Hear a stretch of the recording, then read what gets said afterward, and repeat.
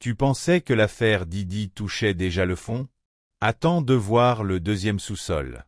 Parce que ce matin, dans une salle d'audience qui résonnait encore de murmures étouffés, Jane, l'ex-petite amie, pour embauche, cachée derrière un pseudonyme aussi mince qu'un rideau de soie, s'est levée, a juré de dire toute la vérité, puis a craché un cocktail de révélations tellement explosif que les murs semblaient trembler. Elle a parlé de business, de sexe planifié comme un calendrier fiscal, et surtout de cette jalousie acide qui lui brûlait la gorge chaque fois que Didi faisait rouler son élégance au bras de Young Miami sous les flashs. Et juste au moment où l'on croyait avoir sa dose, la bande sonore d'un message vocal a déferlé dans la pièce. « Reste dans la lumière, Babi, repose-toi, tu es la pipe à crack. » La voix de Didi, douce, presque tendre, flottait dans l'air comme un parfum toxique. Le jury, figé. Jane, crispy. Les avocats, soudain minuscules. Parce qu'on ne parlait plus de rumeurs TikTok, on parlait de preuves, de vrais sons, datés de 2025, appuyés par les procureurs comme un pieu dans le cœur de la défense. Et devine quoi? L'accusatrice inconnue, la fameuse Jane Doe, les réseaux l'ont déjà démasquée. Daphne Joy, mannequin, entrepreneuse, ex-compagne de Didi, surtout mère du fils de 50 ans. Oui, on entre maintenant dans la zone interdite, où la vie privée se transforme en arme de destruction massive. Mais l'audio ne s'est pas arrêté. Trouve-toi un petit coin tranquille, je m'occupe du contrat. Un seul mot, contrat. Et la température a chuté d'un coup. Ce n'était plus seulement un surnom salé, c'était un deal. Argent contre compagnie. Love contract, chuchotent les initiés, sauf que l'amour ici possède des clauses, des pénalités et un taux d'intérêt cruel. On parle de 10 000 $ par mois, d'un loyer, d'un canapé griffé, d'un sourire reconstitué chez le dentiste de Beverly Hills. Et Jane n'était pas la seule. Un harem sous abonnement, chacune avec son IBAN et ses pièces jointes. Toujours partante pour les nuits d'hôtel, demande l'avocat de la défense. Jane serre les poings. Je pensais devoir dire oui pour rester dans la partie. Elle décrit les soirées calibrées, 24 heures, drogue tactique, escorte triée sur casting, liste des tenues envoyées à l'avance. Elle se rappelle d'un message. « Tu me laisses pas le choix, je vais disparaître. » Un autre, après un accrochage. « Regarde ton toit, regarde ton sourire, arrête de faire des histoires. » Chaque faveur, chaque sac de créateur, avait son prix en chair fraîche. Et pendant que la salle se demandait si Jane était victime ou associée volontaire, 50 Cent, lui, dégainait. Post Instagram numéro 1, selfie de Daphné, filtre éclat, légende. Quelqu'un connaît Jane Doe? Je fais des recherches. Post numéro 2, lui et son fils, œil revolver, WTF. Post numéro 3, la parodie vidéo la plus diabolique de l'année. Générique de sitcom détourné, Didi qui tourbillonne, Cassie en caméo, Young Miami qui fait un dab au ralenti. Le refrain tordu résonne. C'est une drôle d'obsession, cette soif de freak-off. Tout est allégué, évidemment, mais la gifle est publique. Retour en 2023. Pour ceux qui pensent que 50 agit par jalousie, mini flashback. Rumeurs du romance Didi Daphne. 50 invite Young Miami à jouer dans sa série BMF. Mouvement d'échec et mat. Pendant que Didi glisse des virements à la mère de son fils, 50 offre un rôle juteux à la nouvelle égérie de Didi. Jeu d'influence, guerre silencieuse, streaming contre streaming. Mais la partie ne s'arrête jamais.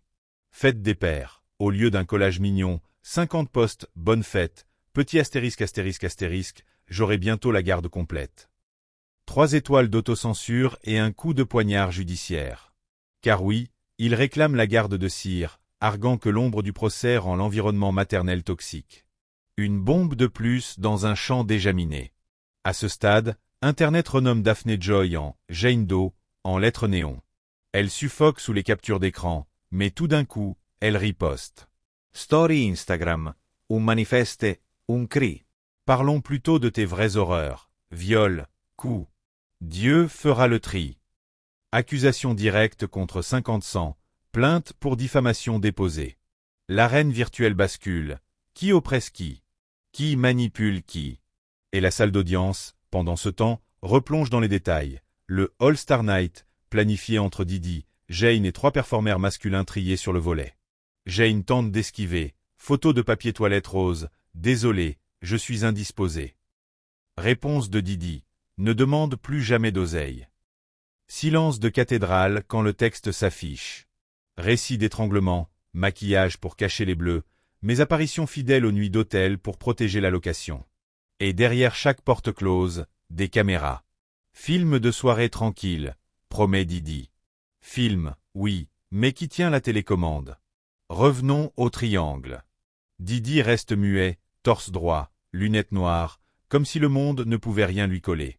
Young Miami, elle, parade cheveux au vent sur la moto de monsieur, story en fond musical, on peint la ville en rouge. Pendant ce temps, Jane témoigne, essuie ses larmes, parle de bulles où la réalité se déforme. 50-100 poste un mème, compte ses likes, contacte ses avocats. 3 trajectoires, un seul champ de bataille, la perception publique. Flashback numéro 2, 2015, fête privée à Manhattan. Table ronde de champagne, musique sourde, Didi murmure à l'oreille de Jane. « Tu veux vivre dans la lumière? Reste près de moi. » Elle y voit une ascension, ne soupçonne pas la cage dorée. Quelques mois plus tard, dépôt bancaire, appartement avec vue, styliste attitré. Premier, freak-off, appréhension, caméra sur pied. Elle hésite, il chuchote, « Rappelle-toi le contrat. » Tout est allégué, bien sûr, mais les images retournent dans la salle comme des fantômes. Plus tard, la défense tente la diversion. Vous avez accepté des sacs Botga, donc vous étiez consentante. Jane explose. Combien vaut mon corps? Question suspendue, impossible à tarifer. Elle avoue sa jalousie face à Young Miami, les dîners publics, les tapis rouges. Elle, cachée dans les couloirs de service, billet d'avion sans nom sur le ticket. Quand Kaka, la chef de cabinet, la pousse à transporter des substances, tout est verbal, rien d'écrit. Elle obéit, moitié par peur, moitié par habitude. Dans l'ombre, les procureurs dressent le portrait d'une entreprise freak-off, des femmes attirées, séduites, financées, puis réquisitionnées.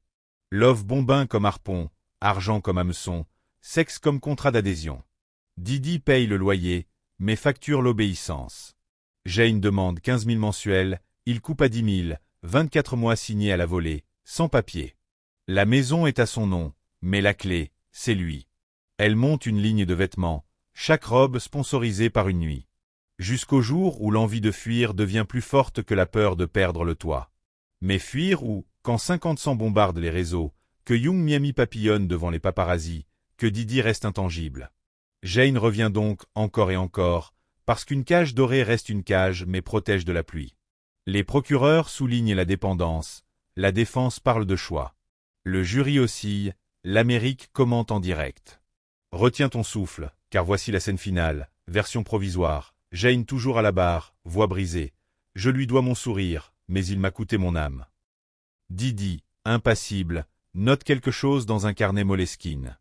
50-100 programme un nouveau poste pour frapper au petit déjeuner. Young Miami, live Instagram, Filtry Paillettes, on Celebra el album. Les influenceurs décortiquent, les fans choisissent leur camp, et les procureurs affûtent le mot « trafic » comme une lame. Alors, coupable ou cascade médiatique? Victime ou complice? Contrat d'amour ou soumission tarifée? La vérité se noie dans les hurlements d'Internet, mais une chose est sûre, la pipe à crack résonne encore dans les enceintes du tribunal, rappel métallique que même les stars n'échappent pas au rejoint. Et pendant que la nuit tombe sur Manhattan, les 3 protagonistes rejouent la même partition, persuadés que cette fois, c'est l'autre qui clignotera en rouge. Tout est allégué, mais tout le monde regarde.